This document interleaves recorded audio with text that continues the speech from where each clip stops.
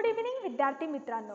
जेव्हा पण आपण कुठलं काम सुरू करतो किंवा कुठलीही एक्झामसाठी प्रिपेअर करतो तेव्हा आपण काय चेक करतो? स्ट्रेंथ, विकनेस, अपॉर्च्युनिटी आणि थ्रेट. तर आज आपण एक मजेशीर टॉपिक शिकणार आहोत, दॅट इज स्वॉट ॲनालिसिस. स्वॉट ॲनालिसिसमध्ये काय येतं? तर पहिले एस येतं. S for strength.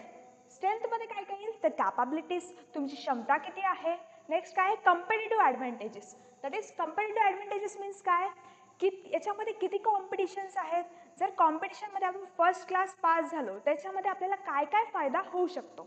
Next is weakness. W for weakness. Weakness means काय? Lack of skill. जर तुमच्यामध्ये स्किल नसणार तर ती एक प्रकारची तुमची काय झाली? विकनेसेस.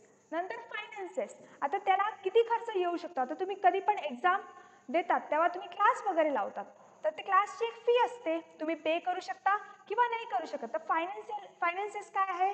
एखाद्या वेळेस विकनेस पण असू शकते किंवा स्ट्रेंथ पण असू शकते. Next is opportunities. आता सपोज तुम्ही एक्झाम क्रॅक केली तर त्याच्यामध्ये तुम्हाला न्यू अपॉर्च्युनिटीज, संधी काय काय भेटू शकतेस. एक तर सॅलरी, एक पर्क असतो, परत तुमचे प्रमोशन्स काय आहे, हे पण एक प्रकारची अपॉर्च्युनिटी आहे.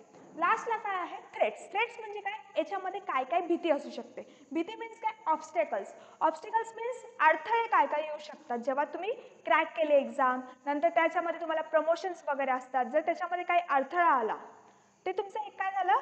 थ्रेट झालं. लास्टला पुअर मॅनेजमेंट ऑफ टाईम. आता काय आहे? तुम्ही जेव्हा एक्झामसाठी प्रिपेअर करतात तेव्हा तुम्ही कंटिन्यूस 6 ते 8 तास अभ्यास करतात का? त्याच्यामध्ये काही काही अडथळा असतो.